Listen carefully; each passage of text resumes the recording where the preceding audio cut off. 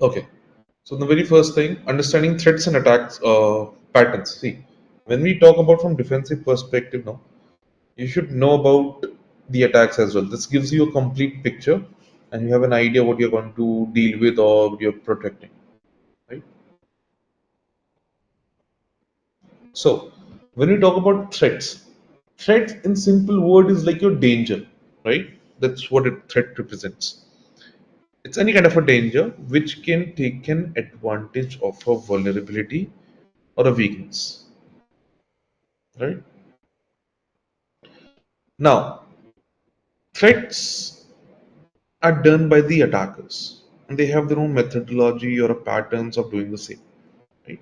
Talking about the same over here. What is cyber threat? It's a potential malicious attempts to damage, to disrupt, steal, or gain unauthorized access to computers, computer systems, networks, or digital data, right? That's what threat is. And we have some sources or three threat actors. Anyone any idea what are these? Okay, cyber criminals, if we talk about what are they? See, cyber criminals, when we hear this word, these are the individuals or group of them who are using the computers or the networks, okay, or even the digital devices, obviously, so that they can commit the legal activities or cause harm for financial gain. They might have a political motives or personal satisfaction reasons as well, but financial gain they'll call for. So their actions, they violate the laws related to computer systems, data privacy, and communication. Basically, these are like your digital thieves or your con artists who operate online instead of in the physical world. So extorting money is something they look out for. Okay, and when we talk about insider threat, everyone might know about this insider threat, right? These are the ones those who are within from the organization. We call them like a disgruntled employee. Okay, that can be the one calling out this insider threat. The one who is from the organization, but is cheating the organization or leaking out their data. It can be accidental also, just to let you know, guys. It can be accidental as well. Like for example, if an employee by mistakenly deleted a server, so even it's an accidental, but company is gonna face the loss, right? They might face the consequences because of that. So it maybe it's not intentional, but it can be categorized as an insider threat only because it was accidental. Just a radical group which launches attacks like know, ransomware attacks on critical banking systems so that they can fund their operations or cause some chaos. The point is they do not perform the attack for any gain. They want disruption mainly, espionage or disruption and fear. Fear is what they want to do. Okay, whenever you hear the word terrorist, you always link the word fear along with that, right? They do not just want to do some disruption; they want to create that fear over there as well, isn't it? So that's what terrorist groups or cyber terrorists we can call them as well. Okay, script kiddies are also there. The types of them. Anyone heard about script kiddies before? The learner ones, exactly. Script kiddies can be the ones those who are the beginners, you can say, or the curious mind. They're hacking for fun, exactly. Or they might saw like any article or ad that how to crack your girlfriend's account or something, and they're just following that article blindly. They do not know how that scripts are working, how that tool might be working, but they're just blindly following whatever is written over there, right? And it might backfire them. Maybe if I have written that kind of an article, right, that how to crack your girlfriend's account or something, learn about that, and given a tool over there or scripts is written and they're just blindly following the same, and maybe that might perform an attack somewhere else, or that might give me the access to that person's system. That can be also done, right? That's script kiddies for you. Then we have hacktivist. Do you know what is hacktivist? It's combination of two words, hacker, yeah, hacker plus activist. So any hacker who might have some political agenda or a part of movement is or can be categorized over here as an hacktivist. Very popular is there with the name Anonymous, if you've heard about it. Exactly. They have been part of big movements, right? Like, for example, Black Lives Matter. You might have heard about that. They have also supported in Paris attack, and this Russia versus Ukraine also was going on. So they were like giving support over there. They have given some warning to the Elon Musk as well. You might have heard about this thing. Like Elon Musk was shifting the market from the Doge coin to the Bitcoin, Bitcoin to the Doge coin. So they have given open threat as well that we know what you're doing, we'll expose you, and so on. So they are part of a movement, and they have some political agendas as well. When that group is performing an attack, that is hacktivist. Then we have nation state actors. So these are state sponsored ones, those are supported by the government, and tries to steal the information of other government, right? And they work like a spy, we can say, so that they can get as much as information as they can. Right. So that is your nation state actors. Every country, every government basically have their own hackers. This is what it is. And they're highly professional, they're highly skilled ones, and the tools which they're using are funded by the governments. So that's what is your state sponsored or nation state sponsored. And these are types of cyber threats as well. Cyber attacks, I would say, types of cyber attacks. Okay. We have malware, in which we have ransomware, man in the middle, zero day, DNS tunneling, cryptojacking, XSS attacks, social engineering, DOS, DDoS, SQL injection, phishing. Okay, a couple of them we'll talk about. These are common type of cyber threats or cyber attacks, we can say. Okay, phishing is there. Whenever we talk about phishing, we always remember, emails. Have you ever got an email which says, "Hey, your Amazon account is logged. Click here to verify," or something like that?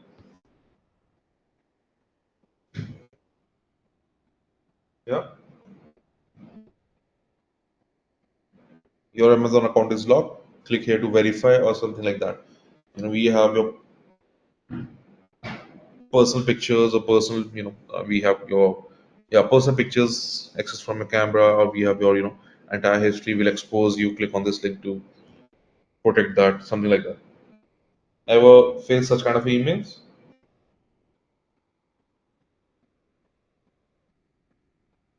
Creating that kind of an urgency. So these are those fake emails, or even it appears on the SMSs as well, on messages.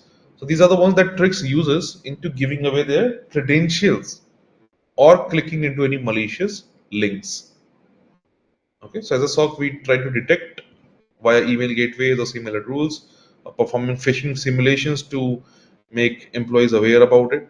So these simulation practices are also done. Malwares are there. Malwares means malicious software. Malicious software. Any software which disrupts your services or your operations is kind of a malware. Very popular, you might have heard about Trojan, ransomware. Most popular, virus. Everyone has heard about virus, right? Worms. These are the ones. Rat Trojan, exactly. Remote access Trojan. So these are used to steal data or damage the systems. Okay, ransomware is quite popular as well. Trojan is also there.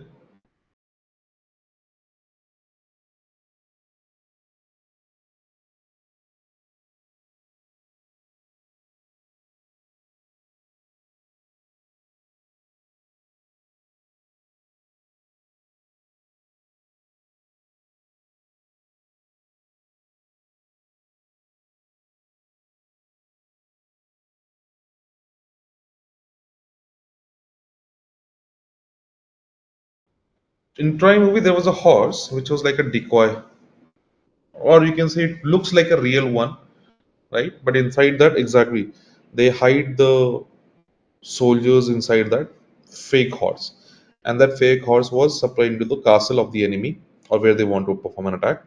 So they are used to hide inside that horse's stomach or something like this, and then that horse was passed into the enemy's castle somehow. And late at night, when everyone is sleeping, when the guards are down, okay, so those soldiers they come out of that fake horse and then perform the attack in that entire uh, castle or that country, we can say, other city. So that's kind of a Trojan horse also works over here. So that's kind of a malware it is. It looks legitimate. It looks like a real one, but it's actually the malicious one. And it gives a backdoor entry into someone's system. So whenever you hear the Trojan, remember the word backdoor. Then we have ransomware. Anyone knows what is ransomware? Someone software for ransom, exactly. So what happens over here? Actually, in a ransomware, okay, normal scenario, whenever someone is getting when someone is kidnapped, so that kidnapper asks for the ransom in return so that they can release that person for you, right? Similarly, attackers do what? They lock your systems or your data. When I say lock, as in they make it un operational. Okay, you won't be able to perform any operations in your system. All your data, your folders, your services are locked. They're unaccessible now, and you won't be able to perform any job over there. The proper word is encryption, by the way. So they encrypt the entire data and the folders over there. In order to unlock it, in order to access them, you have to pay them a ransom. Okay, so they will leave a note in front of you in your systems, and in that note they will mention, okay, in 3 days you have to pay this much amount of ransom. If you were unable to pay in 3 days, so within 7 days they will double the amount and you have to pay that much. So they do not ask for the ransom in a way of cash or wire transfer or something. No, it's not like they will be asking you to come, like bring that money in a bag at midnight under the bridge and put that bag inside a trash can. No, and never look back. This is not how they do. They will ask you to transfer the money in the form of bitcoins or cryptocurrencies. Okay. So it's like there will be a malware, which is ransomware, that will encrypt or lock the data and demands the payment for decrypting it to unlock the data. Okay, they can give you that key for you. So once you pay that, there's still a might, okay, they might give you a key back. That's how your ransomware works. All right. So best solution over here is to have actually first of all awareness program should be there and always have backups and patches ready over there. So SOC, when they get impacted by the ransomware attack, they isolate the endpoints, they investigate any lateral movement over there, and they initiate the incident response plan as well. Very popular ransomware attack was there, which is with the name WannaCry.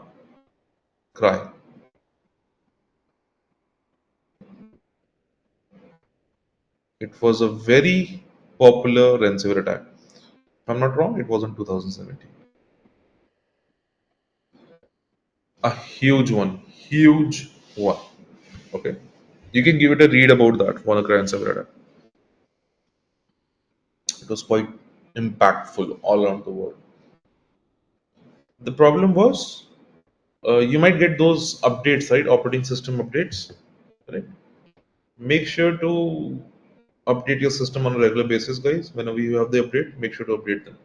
Reason being, um, that was the cause of the ransomware, like WannaCry ransomware, to spread in such a way because the patch was available, the updates were available basically for that WannaCry ransomware, but many people did not updated their operating system or did not use that patch, and that is why the WannaCry attack was successful and that expanded in a huge amount.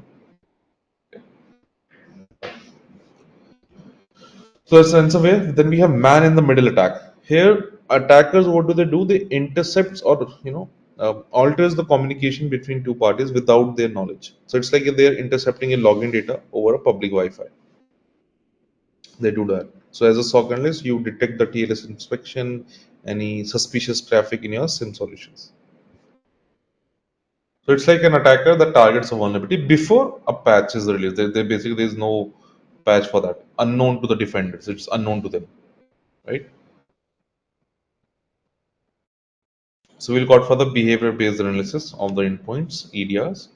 We use for the exploit prevention tools, or we use the threat intelligence feeds as well to take actions against this. Then we have DNS tunneling as well. Here we use DNS protocol to exfiltrate the data or to create the some hidden or covert command channels. So here, like malwares, they encode data inside DNS queries to avoid any firewall detection. So we look out for the DNS traffic inspection. We look out for the anomaly detection rules over here. Just giving an idea. Cryptojacking is there. It's like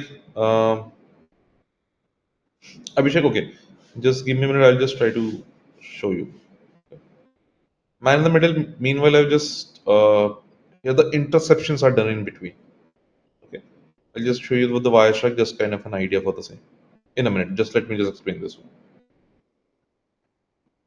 Cryptojacking is there. Cryptojacking means stealing computing resources so that they can mine the cryptocurrencies without user consent.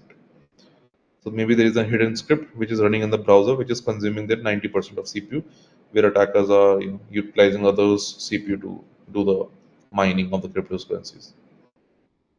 Then we have cross-site scripting, which is XSS attack. It injects the malicious scripts into the trusted websites, which are viewed by the other users. Okay. So the SOC action, we should detect the abnormal HTTP response over here, look for any encoded payloads. Social engineering is there. Social engineering means manipulation of people so that they can give the confidential information, right? It's under the category of this shoulder surfing as well.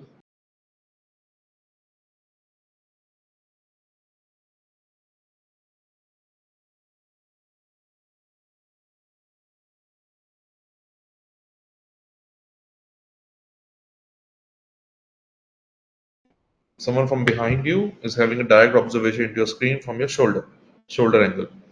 That's shoulder surfing, right? So that is it. These are the non-technical attacks where the manipulations are done. Here, where they try to play around with the humans' emotions, their trust, and everything. Right? Correct. Exactly. So that's social engineering. So we have multiple ways. Shoulder surfing is there. Tailgating is there, like following someone, right? And as like for example, if I'm not from a company, okay, I cannot access that company. I cannot open the door. So I'll be waiting from for someone who belongs to that company. They swipe their card, open the door. Before the door closes. So that's tailgating basically. Dumpster diving is also there, where we look out for the information from the trash cans. You know, so do not make a ball out of the documents and throw it in the trash can. Use shredding machine so that you can tear down those pages into small pieces. And many more are there, but these are just kind of a couple of. One more is quite common, which is honey trap. Honey trap means attackers they are creating the fake profiles and the digital platforms or like dating websites on Instagram and then utilizing it to get the confidential information from their target, like creating a fake digital relationship basically. Okay. DOS attack is also there. DOS, denial of service. This is how it is spelled. Yeah, nice. Yes, so basically it consumes the resources. In short, we can say, right? Make the server busy, yes. It targets the resources and basically the availability of the services or the data. Right. When some resources, like for example, see if let's suppose this is me. I have two hands, right? Now you say same, okay. Here's a cricket bat, hold this. I'm holding this cricket bat from one hand. Okay. My two hands are my two resources, okay? And then you said, okay, same here is a badminton or something, hold this. So I'm holding this badminton as well. Now you gave me another item like a baseball bat or football, basketball or something, and you said, okay, same hold this one as well. So I won't be won't be able to hold that basketball or a football or something. I won't be able to do that. Reason being, my two resources which were there are already occupied. Correct? They are already occupied. Until unless I release one, I won't be able to handle another one. So similarly, attackers do what? They send lots of fake requests and consume the resources of the target, and then makes that server or something unavailable for their genuine users. Okay, that's what attackers do. And actually, exactly, they use the bots, right? Exactly. So in DOS, it comes from a single source. That is also correct. So a lot of requests will be sent to the target, making it unavailable for its genuine users. I'll tell you the genuine way, but like not genuine exactly, but yeah, it's like something to relate with it. Okay, let's suppose if Amazon announces that we are selling iPhone 16 Pro Max for just $10. Let's suppose, and they said, okay, there will be a sale at midnight. When you will try to open that website, do you really think that website will be open for you? It will load that page.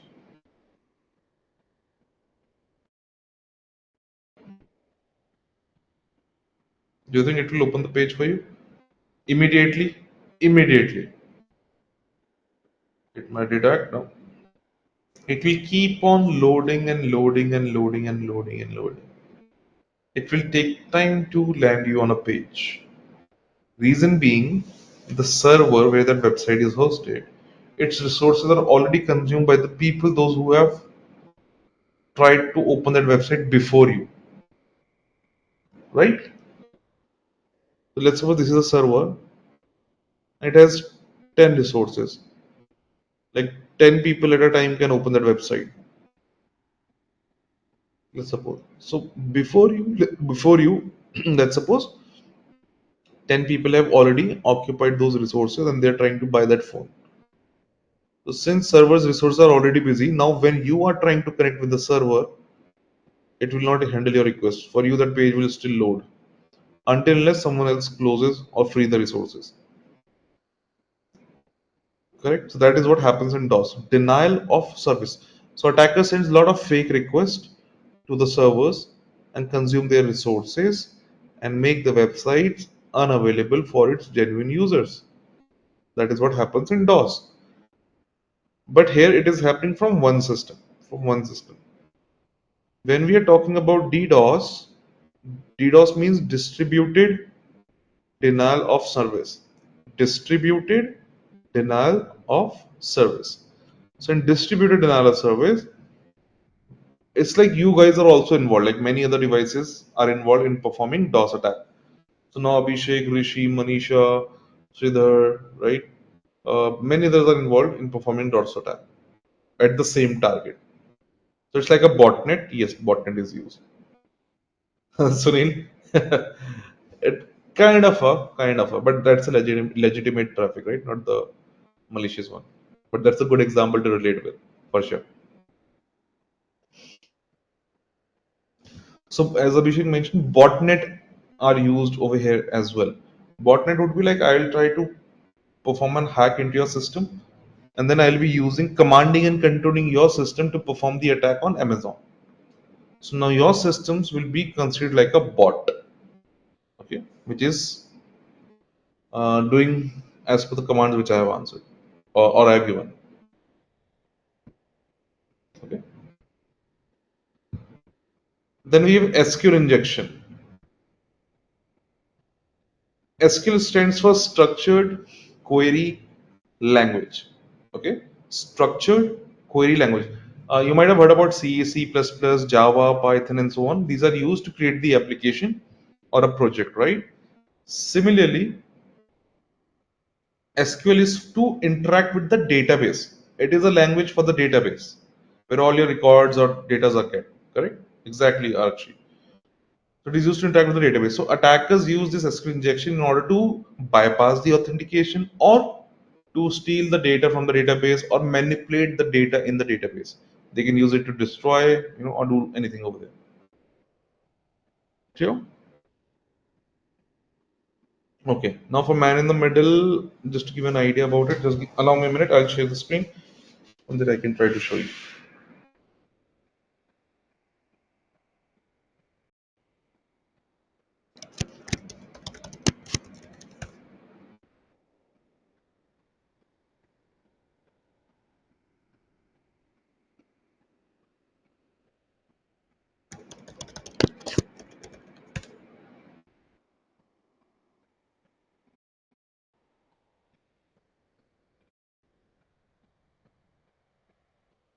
For SQL injection, I'll give you very quick case study. People are so brilliant. What they did,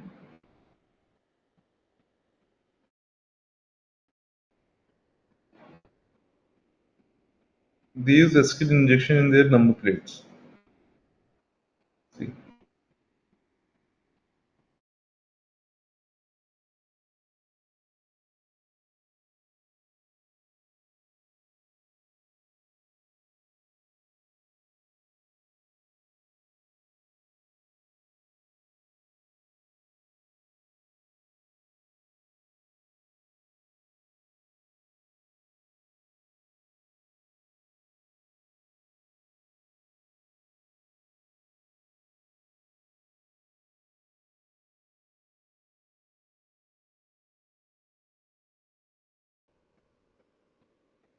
yeah, deleting table exactly. Number was recorded, hack those references. So what happens? See, as I mentioned, this is something which interacts with the databases. Okay, and what it did, whenever the cameras are there, what do they do? Whenever if you're over speeding, they will book a ticket, correct? And a record will be transferred to the database, and record will be kept over there. So what happens whenever the camera clicks the picture, it takes these inputs out of the number plates, the numbers over here, and pass it to the database in a command format. Now that record will be updated in the database. It will get updated because those were integers. Now what these people did, they wrote SQL injection in the number plate. Now when they are over speeding, the camera clicked the picture of the number plate, passed these as an input to the database, but actually they were a command of SQL injection which says drop means delete the table which is with the name plates. So there would be a table with the name plates where all the number plates records are kept. Now, as per this command, when this was applied to the database, it deleted all the data which was inside the table plate. So basically, deleted the plate table which is with the name plates, where all the records were kept. That's how the people use SQL injection. So it deleted the entire records of those entire plates. Okay, that's how SQL injection works. So basically, what I'm trying to say is it works, interacts with your databases. Okay. Okay, for man in the middle or how to intercept your data, I'm showing you Wireshark, which is a tool. Okay, a couple of you might know about it. It's a tool basically, Wireshark. So what I will do, let's suppose I'm trying to open the browser.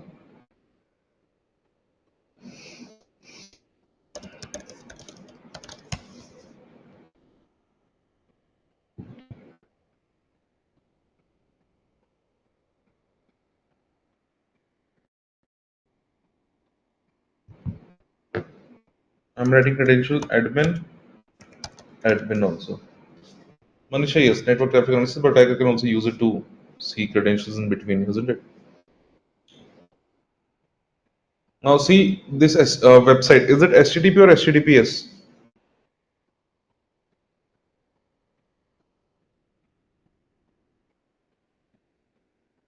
HTTP, right? That means the data should be visible in the clear text format. Click on login. It lets me log in, which is like good. Hello admin user, fine. Now, if I try to open the Wireshark, okay, what happened? Close this. Opening the Wireshark. Put a display filter, HTTP. Now you see the entire interaction over here with that website.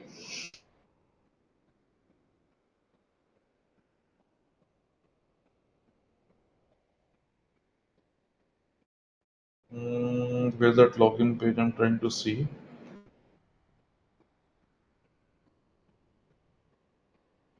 Here's the login page. See, get login. Now see, this is entire your client response, and this is your server response. The server which is responding, and this is what client is responding, asking for these things using the user agent. This is like log analysis also. User agent as in the browser which is being used, and clearly the Firefox is the browser which is being used. Do not get confused with this Mozilla. Browser name is over here. Okay, these are the HTTP headers which you can see. The cookies is being sent, right? Get HTTP request method is being sent, and server replies back with OK and loads the page for you. Again, that thing was being sent. It was successfully accepted by the server, and server is loading the page. You can see HTML coding written over here.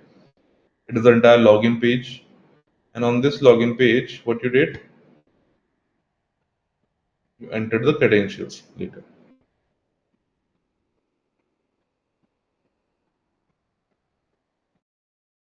Hmm. So this was first, and after that, oh, I lost it.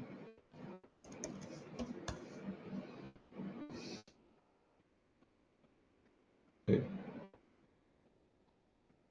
See, first you entered your credentials over there, user ID and password. See, they are being visible in a clear text format. That's why we say HTTP is not secure. Right? Clear plain text format is being visible in front of you. Okay, as for that, your cookies are set up by the server, and then that page, the home page is visible to you. Here it is. See,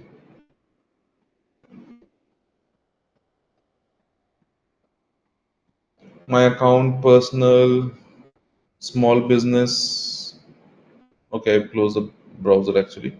That's why it's not visible. But so to show you that, I sign in.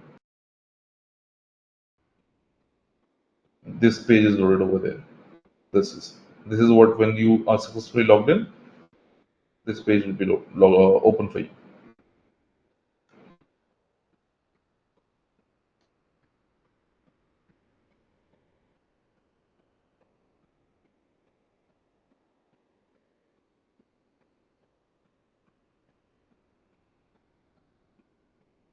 Transfer funds. Here it is. See, transfer funds. This part is here. Search news articles. Search news articles. Customize site language. Customize site language. This is the page which is loaded after a successful login. So as an attacker, we can intercept in between, capture the request, and we can analyze them as well. Like in between. Okay, that's what we were talking about. Abhishek, I hope it's clear now.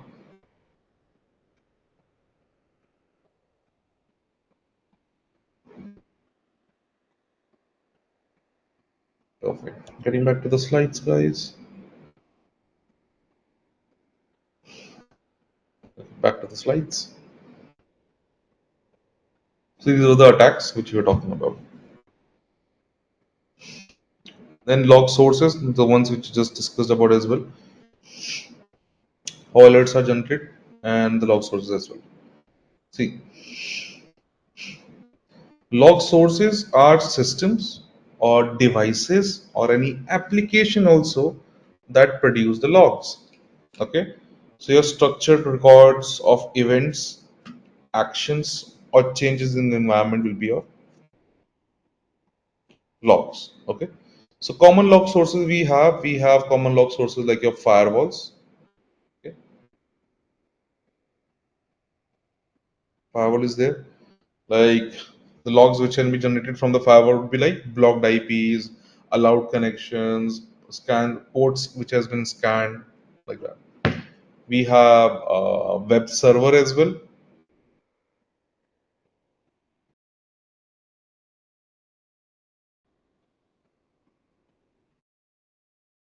web server.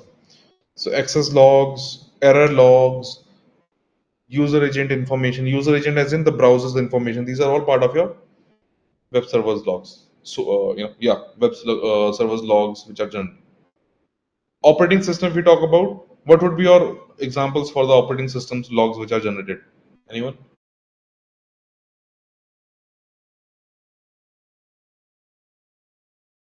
Which can be in your Windows. Event logs, exactly. Login, logouts, failed access attempts. These will be a part of your, yes, complete and everything. Email gateway can also be part of it. Okay.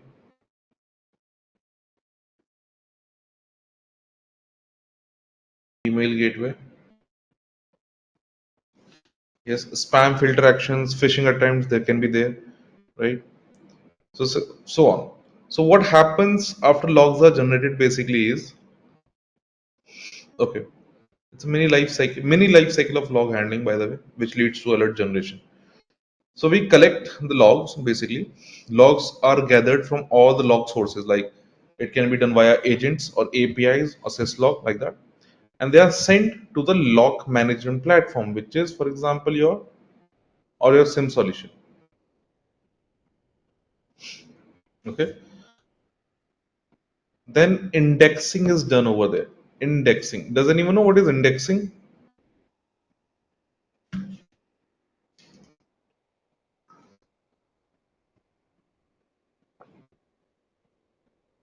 Arranging.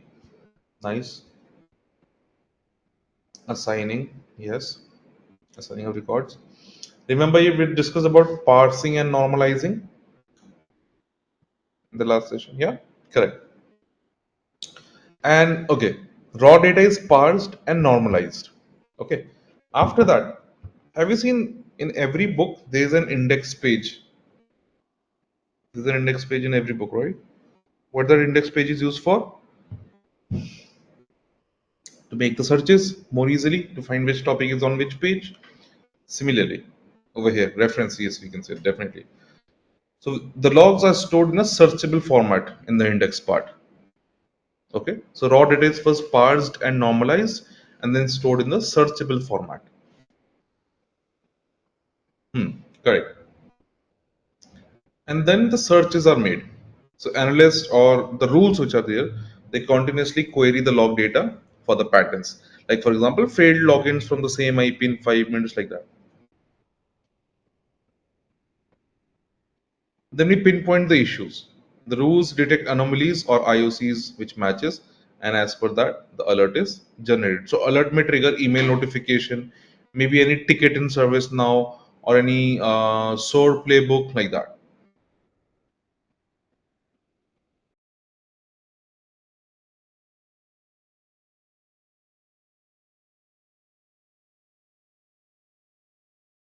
Okay, so these will be for this many life cycle when we talk about in terms of the logs. Okay.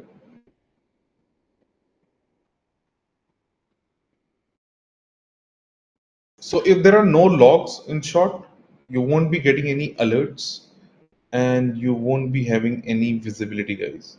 If there are no logs, that's why logs are quite important to be there. Simple normalization and parsing. Normalization is like when you're like converting the data from various format in and sources into a consistent standard structure. Okay, a proper structure you're giving. Parsing is like you're analyzing the raw data, okay, or any raw data string and breaking it down into different individual meaningful components. Okay, so for example, if there is any a log, a raw log in which it is written like July 10, 9, 45, 12, firewall action equals to allow source something, destination something, port something, something like that. Okay, source port, destination port, like that. So in parsing, what you do, you parse it like timestamp colon this date, device colon firewall one, action colon allow, source IP colon proper IP written over there, destination IP colon written over there, like that. So it is to convert the unstructured logs into structured fields. In normalizing, you are giving a proper standard which is acceptable and understood by every other devices. So you're converting the data from different formats and sources into a consistent standard structure which is understood by every device. So logs from different sources like firewalls, antivirus, operating system, they follow a uniform schema. Okay. Then we have yeah, talking about this. Where were we? Okay, yeah. So logs I was talking about, right? So no logs means no alerts, means no visibility. So without having the rich log sources, your SIM solution is blind, and your SOC becomes reactive instead of having it a proactive defense mechanism. Okay. So for example, if your log source is a Windows server and you're getting a log of multiple failed login attempts, so you can set up a rule in your SIM solution that if there are more than 5 login failures within 2 minutes of a time frame from same IP, generate an alert. You can put an action against over there like generate alert and then escalate it to the tier 2. Right? So that's how logs are used, and uh, rules are created so that it can be beneficial. So logs are like the heartbeat of a SOC. They help you to see threats, understand the behavior, and respond intelligently, but only if they're collected, properly parsed, and analyzed properly. So types of logs are also there. Okay. Uh, System logs are there. Okay. They are generated by the operating system, like Windows events logs, which you're talking about. Linux syslog, right? So, for example, when your system boot or system shut down, your, any driver got failed, your time sync issues is there. So, log in, log off, log out, like that, remote login, all of those things. So, SOC use is here over here is that they monitor for any abnormal restarts.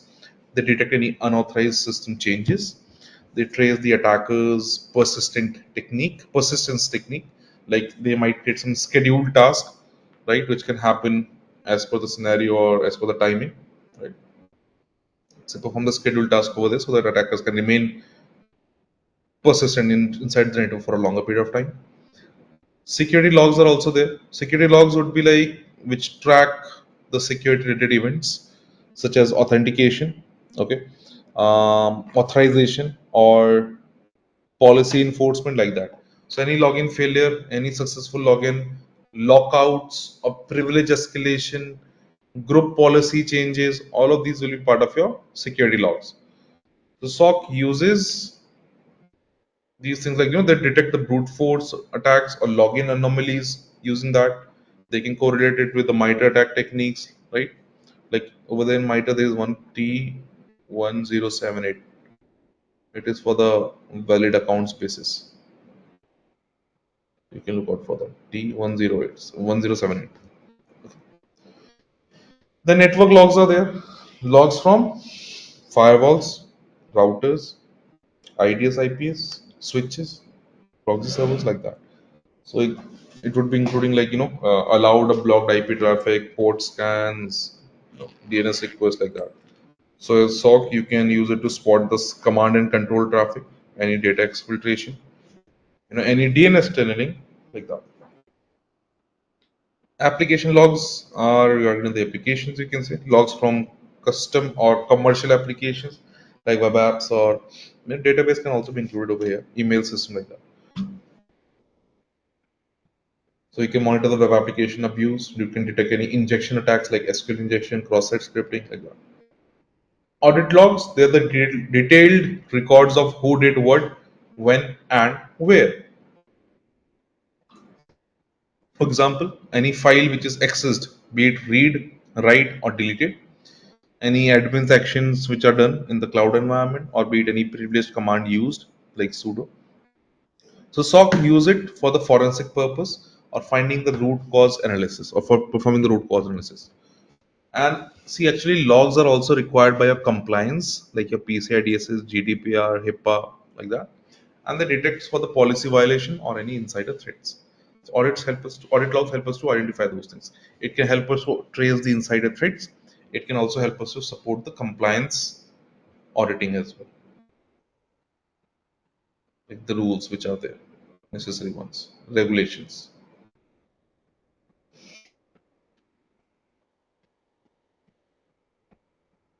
Okay, so logs are your storytellers in short. So if you collect all types of logs, you get a full narrative, not just the beginning or not just the end of an attack. You get the entire study about that.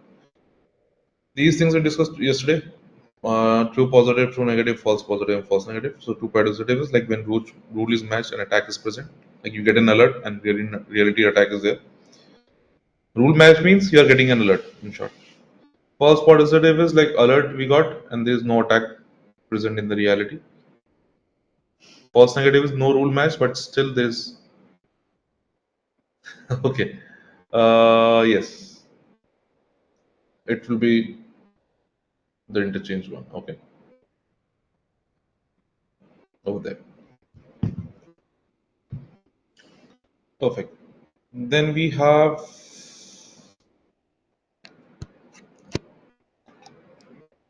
next one. Let's go to the next part. This we already have discussed yesterday. Incident response part. Okay. Incident we discussed yesterday. Anyone knows what is incident response? Or what does it mean? Incident response. See, incident is there. Managing the alerts. Okay, okay. We can say that. Reactive, right? Exactly. So whenever any chaos has happened, you can say any incident has occurred. Now the thing is we have to control it or eliminate it. So incident response comes into the picture over there. So any incident which has occurred, the damage which has occurred, we try to cut down its impact. We try to break down its impact as much as possible, so that we can simply accept it. The company can accept it. So that's what incident response is, right? So from a chaos, we need to control it, and that's how the incident response team does it. They try to handle the incident and mitigate the incident.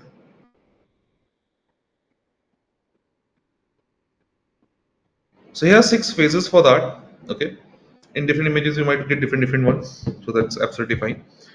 6 step plan is there. First is preparation, guys. Preparation means it's like train before the fire. You need to be trained before the fire. Like build the policies. You should have the incident response plans already in place. You need to train your team. You have to build a team, have the budget, have the tools, everything in place. Create the incident response playbooks. Go with the phishing simulations, log collection, alert tuning, backup and recovery strategy should be defined over here. So it's like a fire drill. You do not wait for smoke to start planning the escape route, right? You do it beforehand and do the practice for that. So here, see, first of all, we prepare so that attack do not happen on the very first place.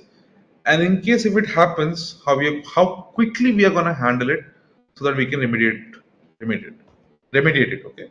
Or we can cut down its impact. That's what preparation is. Then we have identification. Any idea what is identification? Correct. Identifying the issues, impact. Okay, yeah. See, that is true. In preparation, we were trying to make sure the attack do not happen. But now, let's suppose attack has happened. We have to detect it. Correct. Once the incident is detected, we have to also check it whether it is really an incident or not, isn't it? Remember false positive, right? False positive, guys. So we have to check, right? We have to cross check whether it is really an incident or not, which has been detected by us. So here we verify as well. That is also important. That whether it is really an incident or not. So we detect, we verify, and classify also what kind of incident it is, like SQL injection, cross-site scripting, brute force, like that. And we set up the priority so that we can handle it priority wise, right? So that is what happens over here. So we create a ticket, we assign the severity, and then start logging the timelines as well. So for example, if there is any unusual login at 3 a.m. from Russia, so it is verified as well. That also we map it with the MITRE attack frameworks as well, and the techniques for this kind of an activities, making sure things are happening wrong over here. Then we go for the containment. Containment means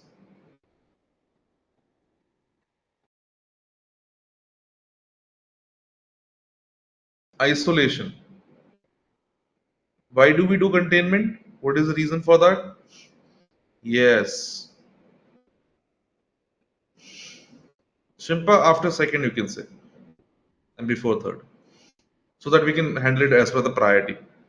So we try to do the containment so that we can stop the spreadness of that incident, or we can stop its impact from spreading out in the entire organization. That's what containment means. Okay. So it's as simple as that. I might have told you this. Like when the COVID positive, if anyone is like, let's suppose if I was identified as a COVID positive, okay, if they checked it and I was like, okay, I was having COVID positive, they would put me into an isolation ward. Why? So that I won't spread that COVID virus to others, those who are healthy, right? So we would put into an isolation ward. Just like that, if my system is in the same network of the organization, if my system is impacted by any malware, let's suppose, so they will put my system into a containment zone, as in they will remove my system from the network, exactly first of all, and put it into a sandbox environment. Yes, so that that malware will not be able to spread out and impact other devices or other systems in the network. Okay, that's what containment does. And then finally we go for the eradication as well, right? So once we have done the containment, like it's like we have stopped the bleeding kind of a way, right? We have limit the damage and prevent the spread. After that you go for the eradication part. It's like you're kicking the attacker out now. You're removing the root cause of it. You delete the malware or any backdoor which is there. You have patched the exploited vulnerabilities. You have reset the compromised credentials. You have conducted the forensics to make sure no remnants remain over there. So it's like you have removed the remote access trojan, the rat, and you have disabled the persistence C in the system. Then finally go for the recovery. In recovery, it will be like what? What will be the recovery part? Yes, restoring the systems. If any data is lost, what will we do? How can we restore the data? Using backups. Yes, correct. It's like we are making the systems back to the business safely. So we restore the systems to full operational state. We make sure we confirm basically the systems are clean. We rebuild from the trusted backups. We monitor for we here the monitoring will also be done, guys. Monitoring will be done for any reinfection. If there's any indication that there's a reinfection or that malware is still there, we have to go through the same process again. Okay, so we monitor for the things, and then we resume the business critical services over there. Sorry. So it's like you're reopening a store after pest control, right? So only after inspection and cleanup, you open the store. The last is review, or also known as lesson learned or post-incident activity. Okay, it's like what you have improved from the incident, what lesson you have gathered out of it. So we document everything, we debrief everything, and we strengthen our future defenses out of that. So we have a post-incident report. We call it PIR, timeline reconstruction. We map things.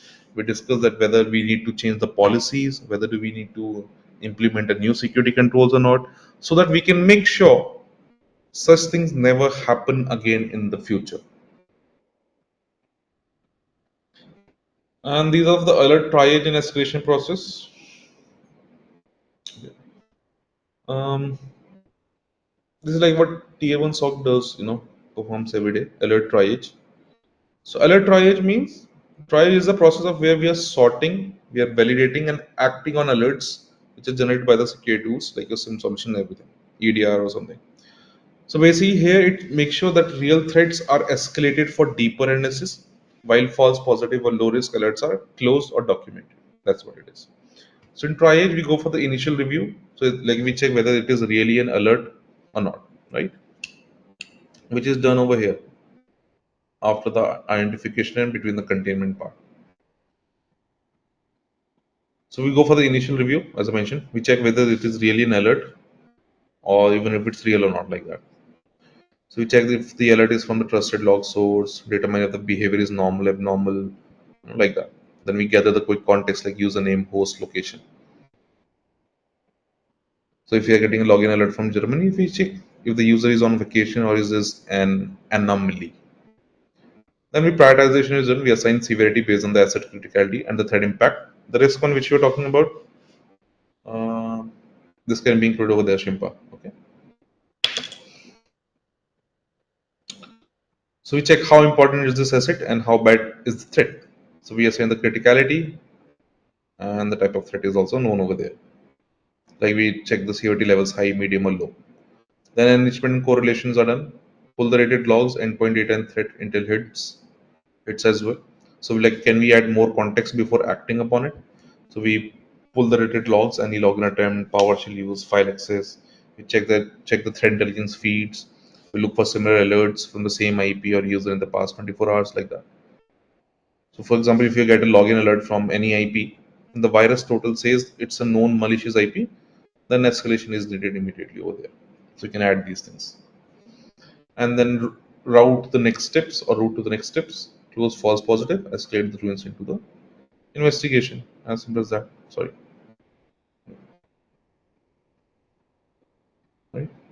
So it's like, what do I do with this alert? So if it's a false positive, document and close it. If a true positive, escalate to the tier 2 or the incident response team. If it's unclear, add the notes, set alert to monitor queue. We use the ticketing system basically over here to assign, tag, and track things.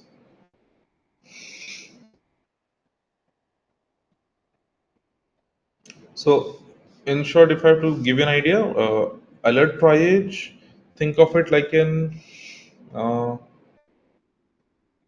room nurse. Okay, emergency room nurse. So they do not perform the surgery, but they decide who gets help immediately, who waits, and who is sent home. So that's how you can relate with this. Then we have escalation process, trigger criteria, notify next year, transfer context, and confirm ownership. That's part of the same thing. It's like an escalation. When the alert triage is not enough, so once the tier 1 analyst confirms an alert is legitimate and significant, they must escalate it to the tier 2 or 3 for the incident or the incident response team. So in trigger criteria, we escalate when impact or complexity exceeds tier 1 scope or breaches SLAs, service level agreement. It's like, when do we escalate? Escalation is triggered when alert exceeds tier 1's skill, their authority, or their tooling limits. So it involves like privileged accounts, critical assets, or known threats. Right? The response SLAs, service level agreement, is at risk or being breached, like that.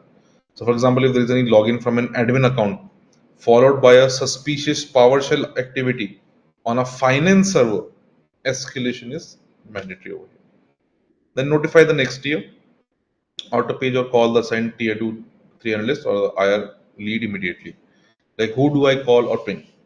So auto notify via ticketing systems like ServiceNow, Jira, use alerting tools, right? Or manual escalation call can also be there, and ensure on call analyst gets the alert immediately. It's like escalation SOPs should list who to contact, how, and within what time frame. That is also important. And then transfer context. Hands off all evidence, timeline, and actions already taken. Do not just escalate the ticket, escalate the story entirely. Summary, give the summary of what happened, actions which has been already taken, like IP blog, email quarantine. Take the screenshot, log samples, IOC references, like that. So use a structured template basically or forms to avoid any gaps in handoff. And finally, confirm ownership, log at that the next tier accepted, and set new response SLAs as well.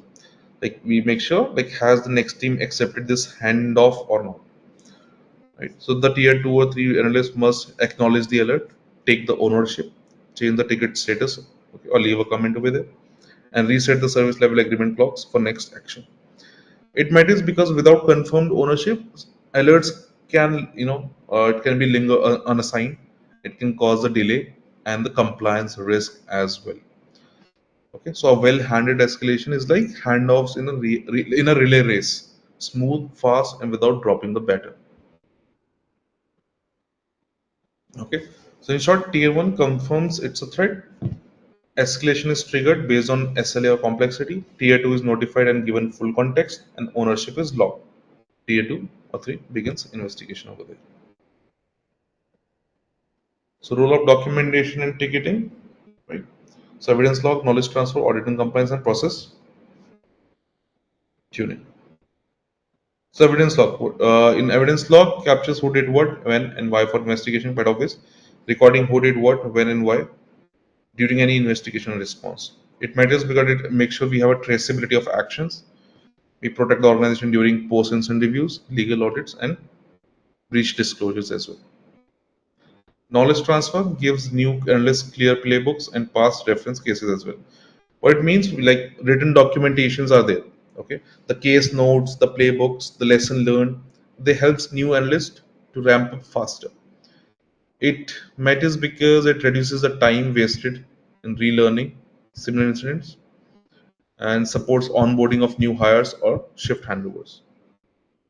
So, for example, a tier 1 analyst refers to an old phishing incident playbook to triage a new.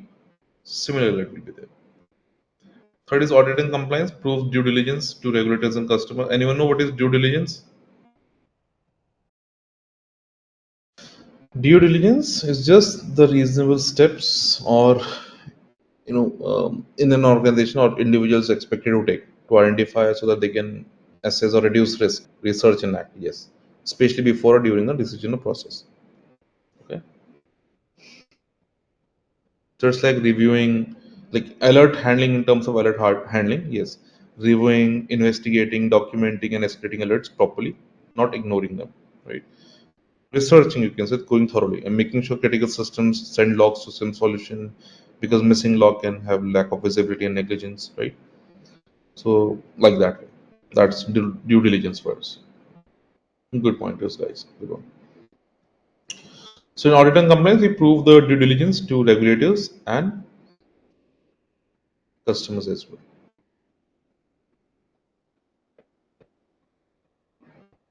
Okay. So yeah, audit and compliance. So documentation will be there, which serves as a proof of due diligence for compliance framework like ISO, SOC, PCI DSS, HIPAA, like that. So it demonstrates to auditors that incidents were handled systematically. Okay. For example, during an external audit, you show incident tickets, logs, containment evidences, and review notes from a malware outbreak during external audit to prove that you are following things in a systematic manner. And then process tuning reveals gaps and trends that drive rule and playbook updates. So we are reviewing documentation across incidents, which reveals the patterns, bottlenecks, and rule failures. It matters because it allows you to fine tune your sim rules, your detection logics, the escalation SOPs, and playbooks. And ticketing, as just quick pointer, single source of truth. Central queue shows who owns each alert and its current status as well. Absolutely. So one central system like ServiceNow, Jira, where all alerts and incidents are tracked. That is what single source of truth is. It is important because everyone sees the same information. No duplication or confusion is there because of ticketing system. It helps the analysts and managers to track the ownership and the status as well, whether it is open, in progress, or it is closed. Then accountability and SLAs as well. Auto tracks deadlines, escalation, and response metrics. The system auto monitors the deadlines for incident response steps and who is responsible for them. So it makes sure the SOC meets its service level agreements for detection, escalation, and resolution, and avoids the missed incidents due to any human delays. So, for example, critical alerts, if they are there, it must be triaged within 15 minutes, and the system flags overdue task. Audit trail stores evidence, notes, and actions for compliance reviews as well. Yes, so ticket retain all evidences, logs, actions taken, and analyst notes as well. So it's important because it is useful for internal and regulatory audits and reconstructs the timeline for any forensic investigation or even breach reporting. And process insights. So ticketing systems generate metrics and the dashboard. So it helps you to identify the recurring alert types, the bottlenecks, or any analyst overload. So it is useful for tuning the sim rules, updating the playbooks, or even for the hiring decisions as well. So for example, if there is a dashboard which shows that 70% of tier 1 analyst time is spent on low severity DNS alerts, it's prompting some rule adjustment over there. So in short, ticketing is the central nervous system of a SOC. Okay. It connects people, alerts, actions, and insights, making sure nothing slips through the cracks of it. Okay. So become a SOC analyst, career roadmap, the skill set and mindset which is required, inquisitive problem solver. Okay.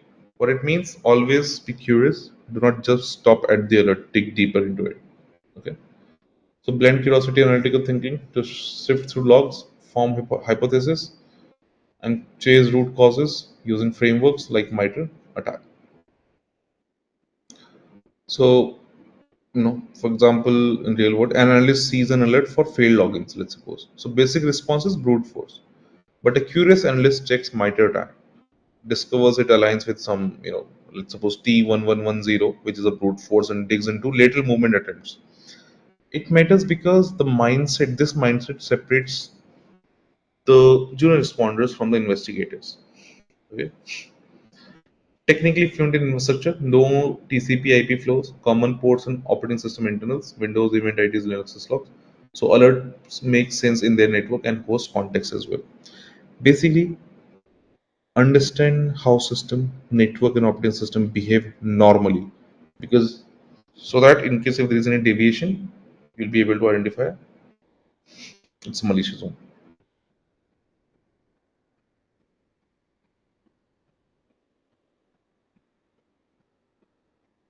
Okay. Um, So, for example, knowing that window event ID like 4624, for example,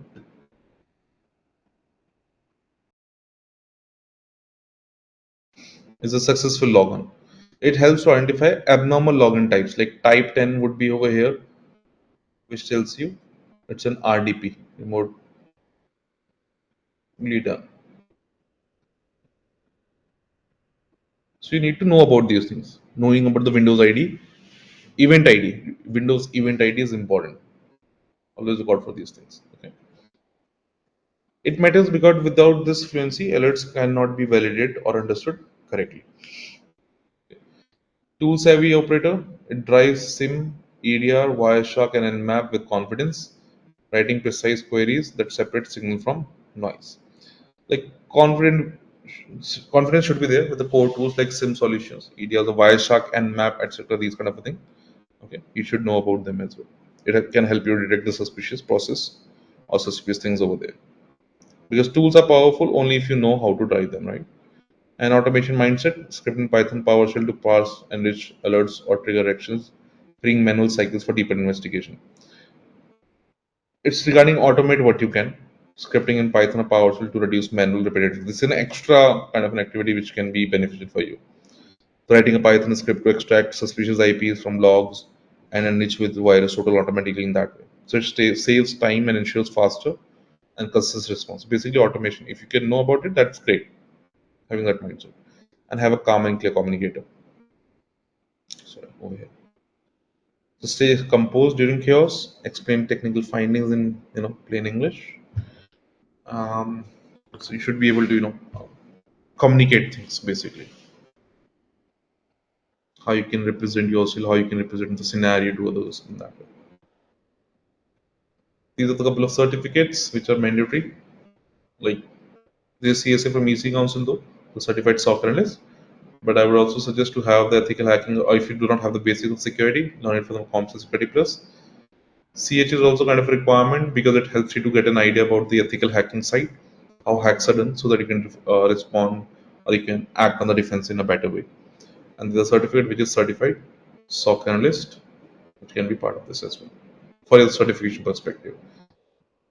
Writing query means search queries are there so that you can, as per that, if it meets, you can see the logs as per that. You can create the rules, like for example, if from Subhash accounts or from any account, there are more than 5 login failure attempts within 2 minutes of a time frame, raise an alert.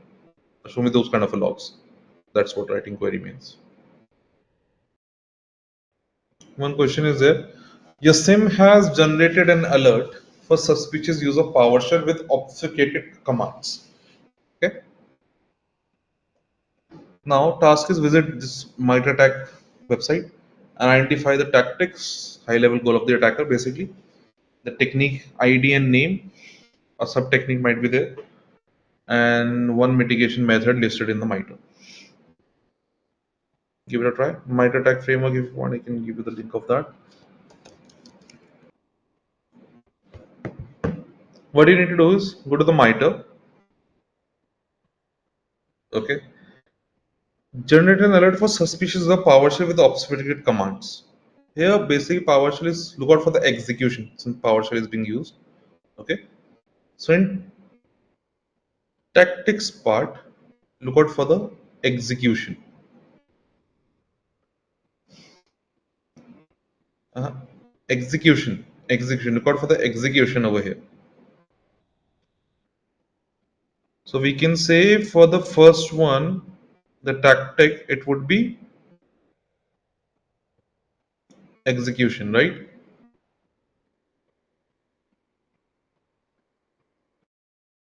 Execution. Technique ID is 1059.001, which is for PowerShell, correct?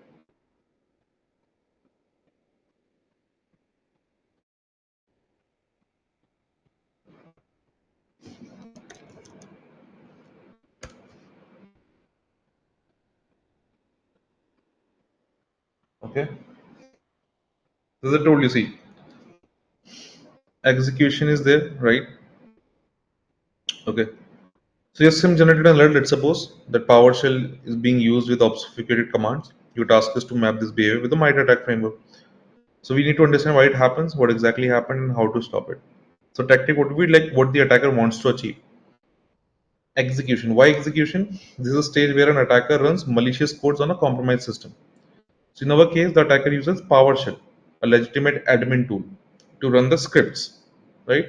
Often which is obfuscated to hide their true intent. Alright. So obfuscation helps evade detection by traditional security tools or human defenders. That's why if I click on execution over here, okay,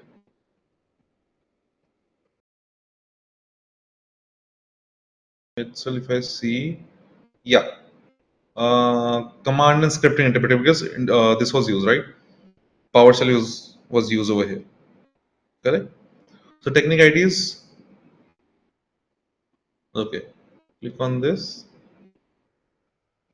T1059, okay, T1059, and the sub techniques if you see, so it was the PowerShell. Click on it 1059.001, and there you can see the mitigations as well.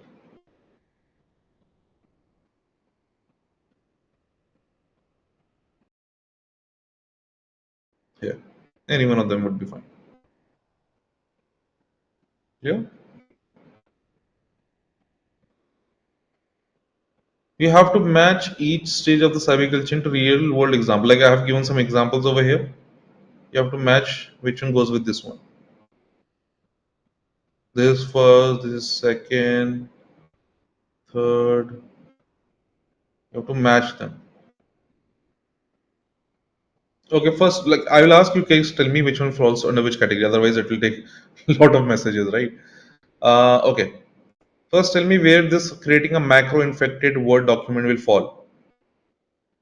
Creating a macro infected Word document. This means like a virus or a malware we are creating over here. Creating a macro. We are creating it over here right now. Yes, this falls under the category of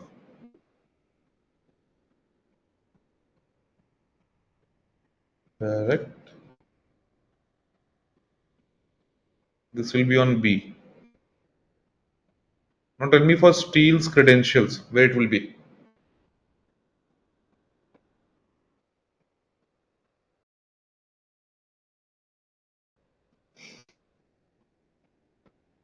Hmm. Steele's credential it is. Steele's credential. I have seen only one correct answer as of now. Two. Oh, sorry, I have seen two.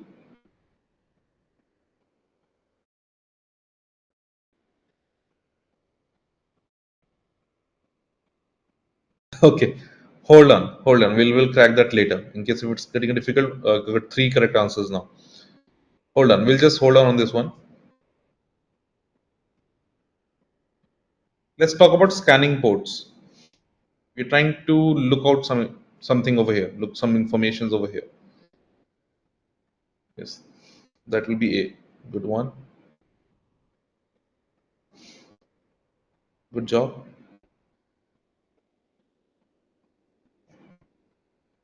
Now we are exploiting the PDF reader. The exploitation is being performed over here. Yes, it falls in your D. Exploitation is being done. Exploitation right now. Now, okay, this one. Emails with PDF link. What it would be? I'm not going over here as of now. I'll just going with email with PDF link.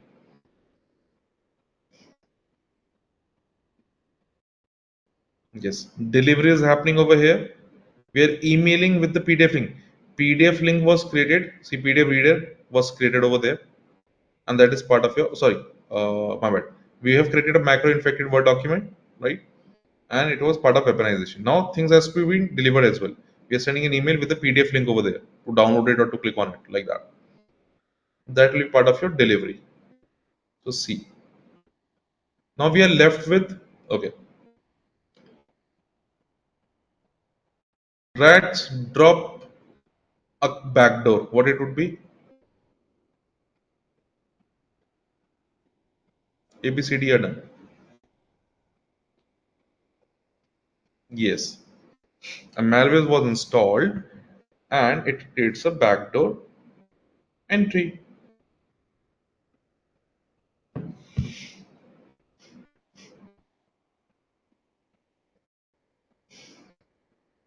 Now we'll get for connects to command and control server. C2 means command and control.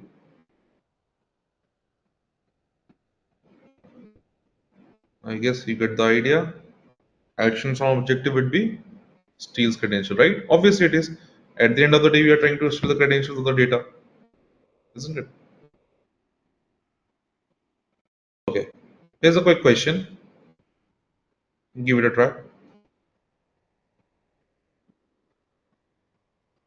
A tier 2 SOC analyst notices consistent beaconing behavior, like something is being sent, okay, from the system, from a user's machine to a suspicious domain at exactly 60 minutes of intervals. There are no open tickets or antivirus alerts triggered for this yet. What is the likely stage of the cyber kill chain being observed, or what should be done next?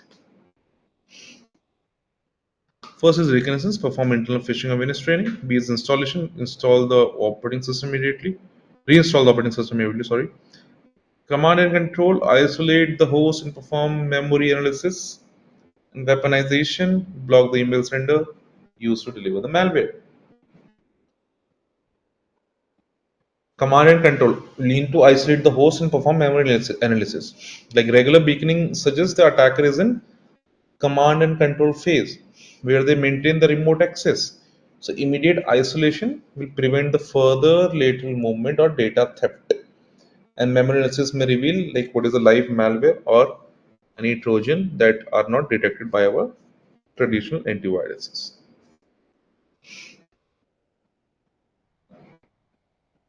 The SOC received multiple alerts showing failed login attempts across 5 different endpoints within a short time frame. The source IP is external and the username seems to be random, like admin1, test, root, etc. Question is, how would you classify this event and what logs would you review to investigate further? If I talk about classification, I would classify it like a password based attempt, which is brute force. Yeah, but in classification, I'm just giving a name. Sorry, brute force. What kind of it? Like, because combinations are being set, multiple combinations are being used to crack the password. Okay, yeah, brute force attack. A brute force attack, guys, means like you do not have any idea what password or username might be, so you perform all the possible combinations. Like if your pin code is 1432 in brute force, what will happen? 1111, 1112, 1113, 114 till it goes for 1432. So now, exactly, this classification is brute force, okay, and we can escalate it into the credential stuffing if any login succeed, right? We can say that as well, right? Then what logs would you review to investigate further? Exactly, Ankur, good one. So the logs which you will review is security logs, okay. So any failed login like Windows event like 462 Windows event is are there, okay, for the security login, Windows events.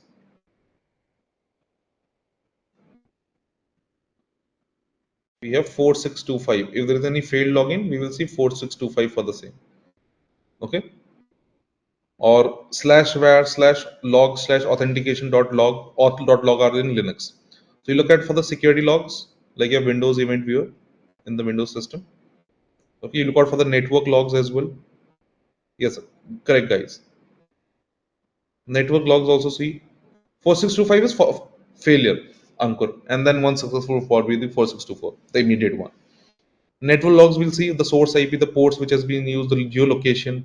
We also look out for the firewall or IDS logs, check for any traffic pattern matching the brute force, right? And look out for the SIM correlation rule, see if any successful login is followed by the failed login attempts.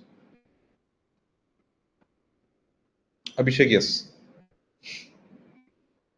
So actions after that, what we will take? We'll block the source IP at parameter if confirmed. We check for the multi-factor authentication enforcement, and we add the alert rule for 10 plus failed login like within less than 5 minutes of a time frame across our endpoints like that. Like rules will be set up. When I'm saying look out for the event viewer, what I meant is so that everyone can have an idea about this.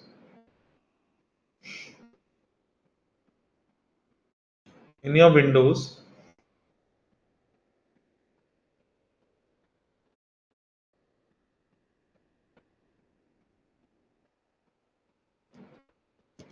just search for event viewer.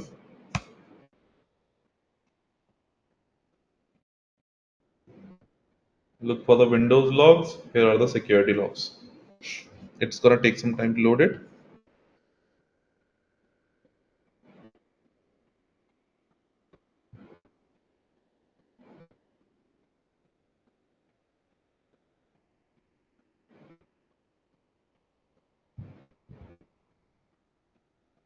Give it a minute. You can do it in your Windows system as well. You'll be able to see the logs over there, or the event IDs.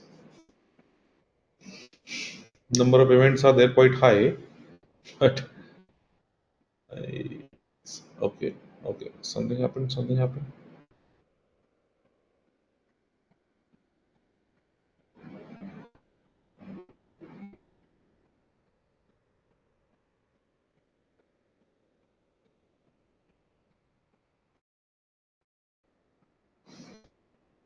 Here it is.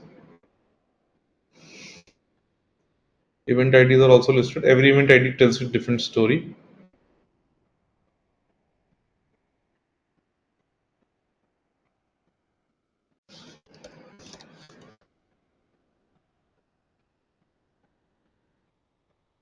Four six two four. Do you have for five also?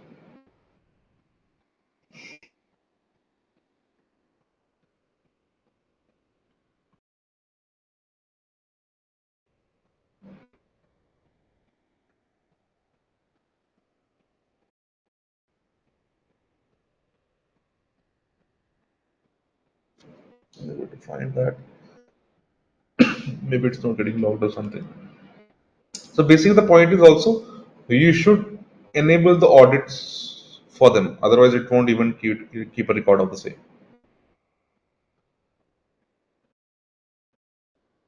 0658 I can see.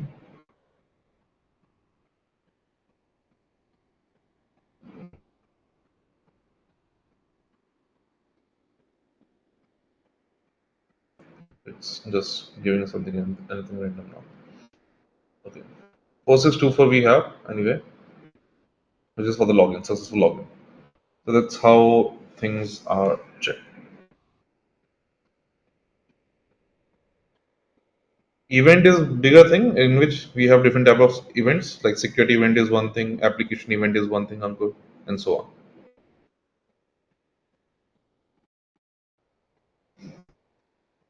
Okay. So different types of events are there. Security event, application event, and so on. Anything happen to the application, that will fall under the category of application event. Anything happening to the regarding security like login and everything will fall under the category of security events. But they are events only.